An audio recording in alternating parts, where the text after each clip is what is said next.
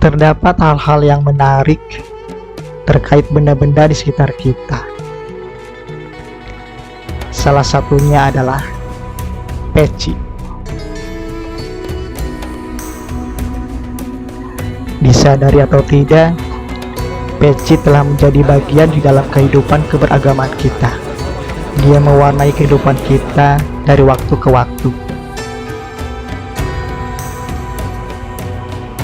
Namun pernahkah kita berpikir bagaimana ia bisa berada di tengah kita umat Islam Indonesia?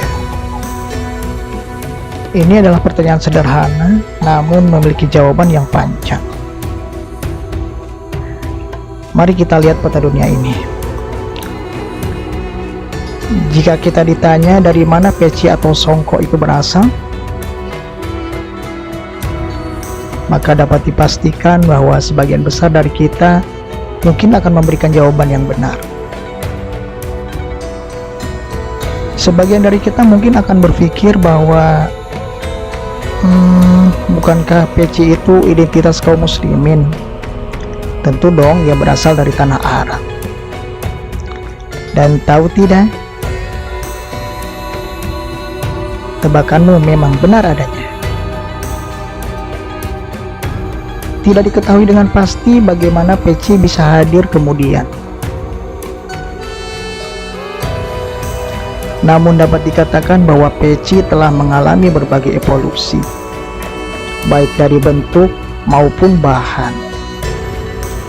Nah, sebagai contoh, peci kemungkinan pada awalnya hanya sebuah kain penutup kepala.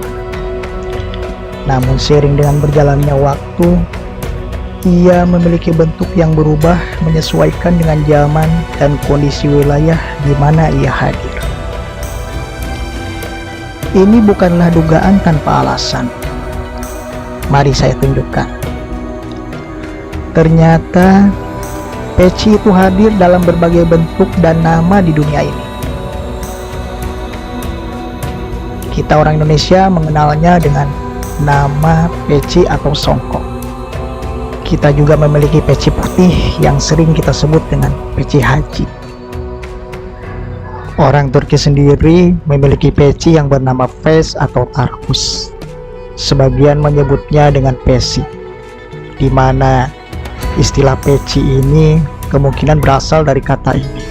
Meski sebutannya sama, namun bentuknya sedikit berbeda. Lain halnya dengan pria Afghanistan ini yang memiliki apa yang disebut dengan karakul. Sebuah peci yang terbuat dari rambut domba karakul. Bentuknya sih mirip dengan peci kita, namun bahannya berbeda. Di Pakistan sendiri dikenal istilah pakol dan sindi.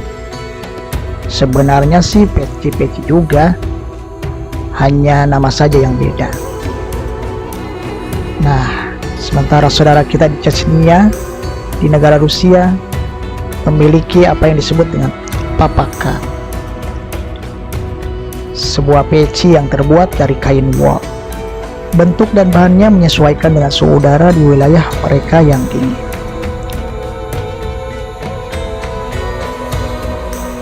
Pria di Kyrgyzstan memakai kalpak sebagai peci mereka. Bentuknya pun cukup unik. Biasanya ia terbuat dari 4 panel putih dengan pola tradisional yang dijahit menjadi hiasan. Dan yang menarik lagi adalah bahwa kalpak ini bisa menjaga kepala mereka tetap hangat di musim dingin dan melindungi dari panas di musim panas. Keren ya? Jika kalpak identik dengan orang Kyrgyzstan, maka UBTK adalah peci yang dimiliki oleh orang Uzbekistan. Sementara itu, pria di Afrika Timur punya peci bernama kofia. Kita menyebutnya dengan kopiah atau kopeah. Kofia tradisional memiliki lubang pin kecil di kain yang memungkinkan udara masuk.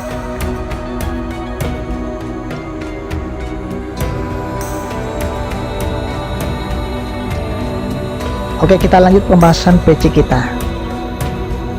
Kembali ke pertanyaan di awal. Bagaimana si peci ini bisa ada di tengah kaum muslimin Indonesia? Kan tidak mungkin juga dia dibawa oleh angin dari tanah Arab sana hingga ke Indonesia lalu masuk ke kamar kita.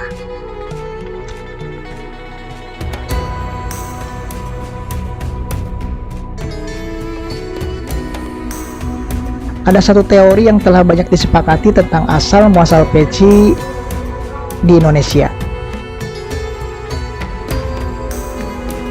Salah satunya adalah mengenai teori dagang. Ya, peci dibawa oleh para pedagang muslim pada abad ke-14.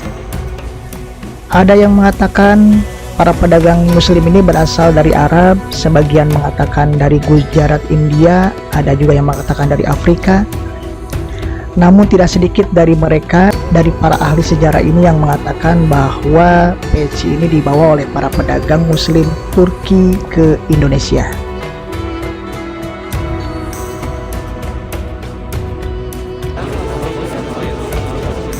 Mereka menawarkan barang-barang dagangan, kemudian ada pribumi yang tertarik dan membelinya. Nah, mungkin teman-teman juga pernah melihat karpet atau sajadah buatan Turki.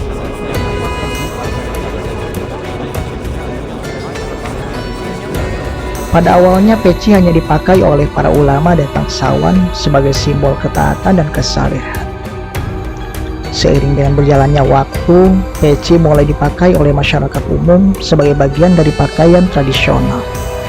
Nah, di Indonesia sendiri, peci menjadi simbol perlawanan dan identitas nasional saat penjajahan Belanda.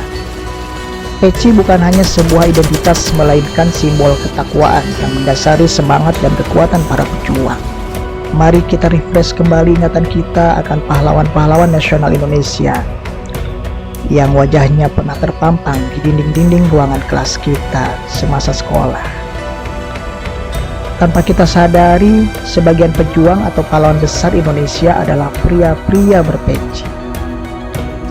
Sebut saja Jenderal Sudirman, Bung Tomo, Haji Agus Salim, Ki Hajar Dewantara, dan sebagainya. Bahkan Bapak Proklamator kita, Insinyur Soekarno dan Muhammad Hatta pun memakainya. Setelah kemerdekaan Indonesia, peci menjadi bagian dari pakaian resmi negara dan dipakai oleh presiden dan pejabat lainnya. Kini peci masih menjadi bagian penting dari budaya dan identitas muslim di Indonesia. Peci dipakai oleh pria muslim dalam berbagai aktivitas. Di samping sholat, peci juga digunakan di dalam pernikahan dan acara resmi lainnya.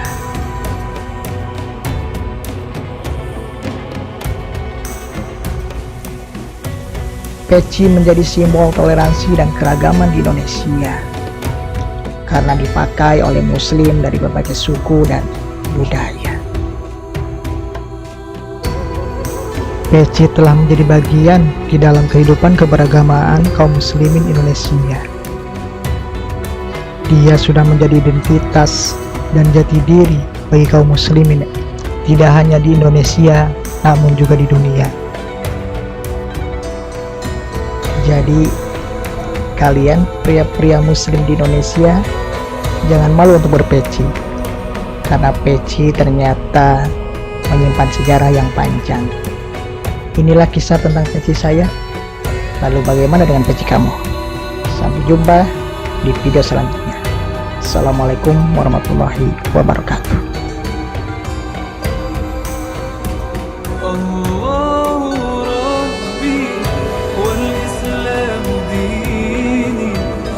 محمدا رسول